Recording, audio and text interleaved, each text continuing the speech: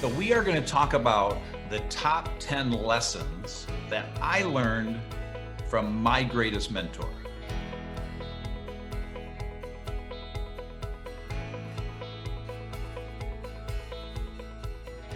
My greatest mentor is my dad.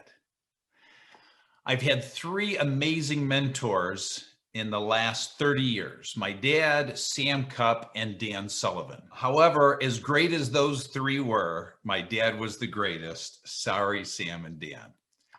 With saying that, when I look back on the last 30 years of my life, the thread that has run through my life, and I believe the reason for my successes, or a lot of the reasons for my successes, are these 10 lessons. And I got an inspiration and a desire to share them with you. And so I hope that they will benefit you as much as they have benefited me in my life. So in saying that, my dad is an incredible, successful entrepreneur. He built the largest real estate sales training organization in North America. He is a Hall of Fame speaker in the National Speakers Association. And his mentor was Zig Ziglar. And so he obviously is my mentor. That's a great kind of chain of events, if you will. And so with that, without further ado, here they are. And each one of them is actually a quote of his. And so what I want to do is share the lesson or the quote, and then just share my interpretation and maybe a little bit of how it has helped me to kind of help anchor it for you. Lesson number one, and I just want to read it verbatim. This one's a little bit of a mouthful. But he always said, there's nothing special about special people. It's what they do that makes them special, not who they are. And so what that always meant to me, and his meaning behind that, is we tend to look at these successful people, these special people, these people that have accomplished great things, and we tend to assume that there's something about them that we don't have, or that they were born with, that we can't achieve that.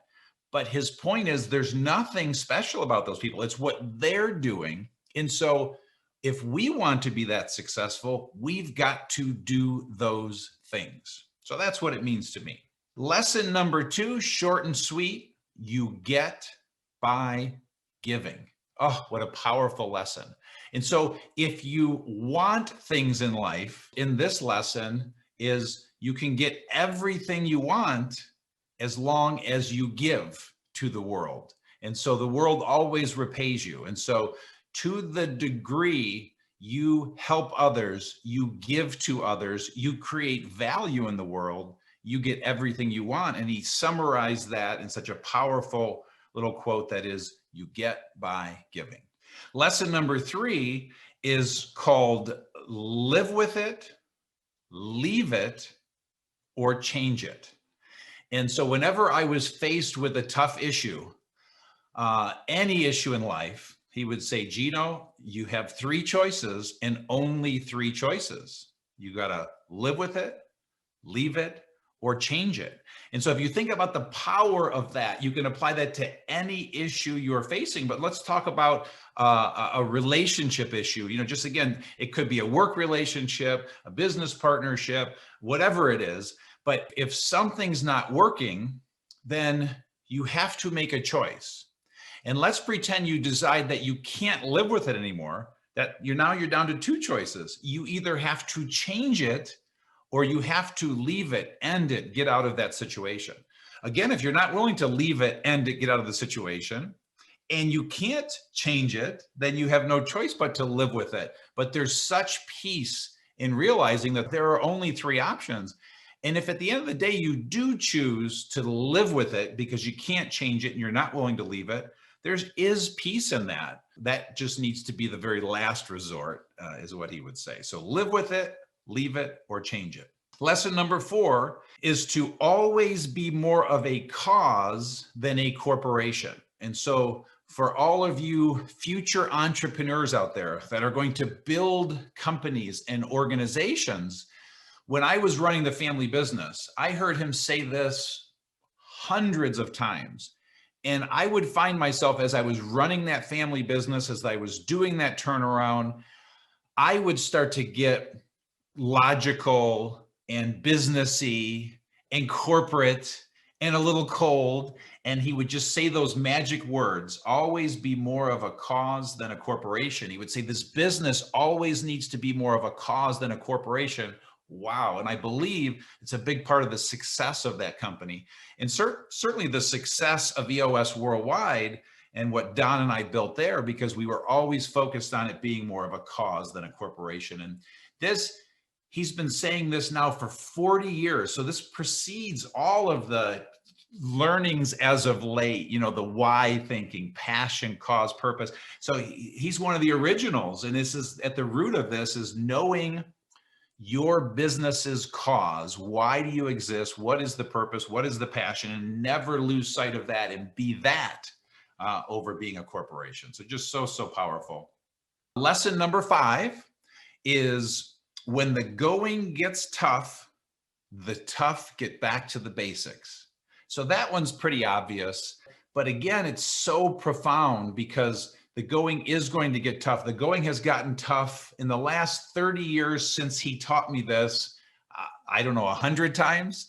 And so even in the worst times, a pandemic, a war, a great recession, you just got to get back to the basics. So whether it's in sports or in business or in sales or in any career, when things get really tough, you just got to go back to doing the basics every single day and you will endure. That's what that lesson has done for me.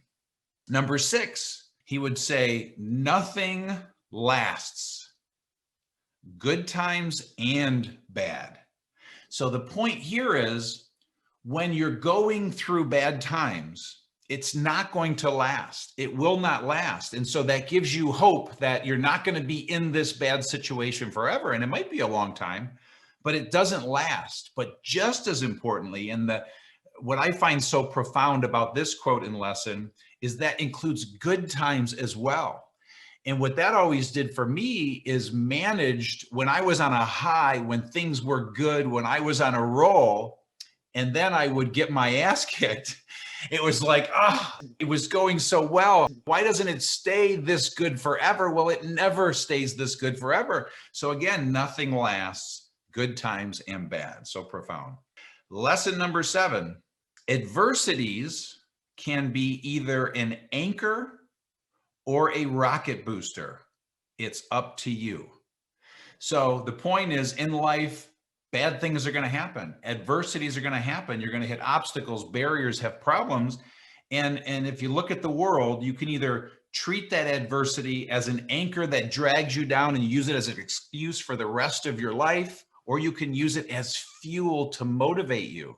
And in the work that I do with entrepreneurs and helping them find their passion, it's interesting because most of the time the passion always stems from some kind of a wound, a pain, a suffering in their life.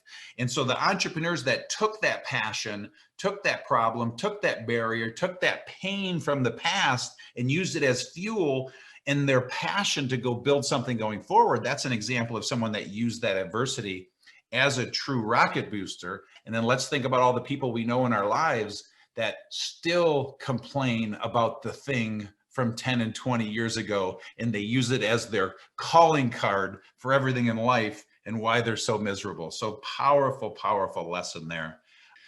Lesson number 8, it takes just as much sacrifice to succeed as it does to fail. So that's one that I feel is pretty self-explanatory. You have a choice. It's going to be just as much sacrifice.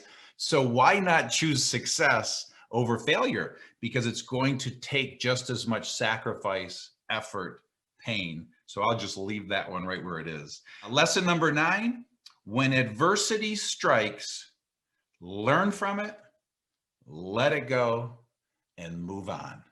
And so at the end of the annual planning that I do with every one of my clients, with every one of my companies, when we finish the year, we have reviewed the year.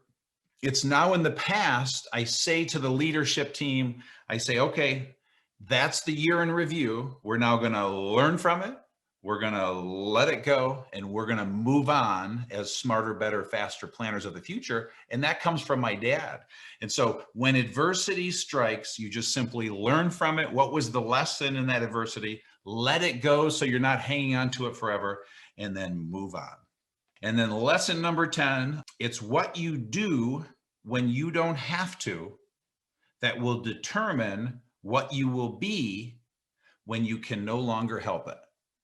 So that's a mouthful, a little bit of a wonky statement, but so powerful, because what it says is you have a choice today to do something to get you closer to your goals, and you don't have to do it.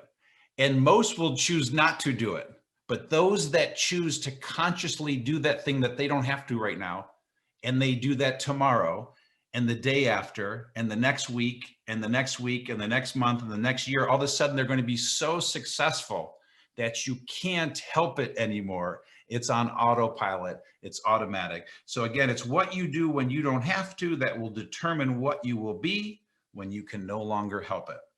And so with that, thanks, Dad, for these amazing lessons. And I hope that thousands, hopefully 10,000s, who knows, maybe millions will hear these lessons and apply them to their life and have the same impact for them as it has had on mine.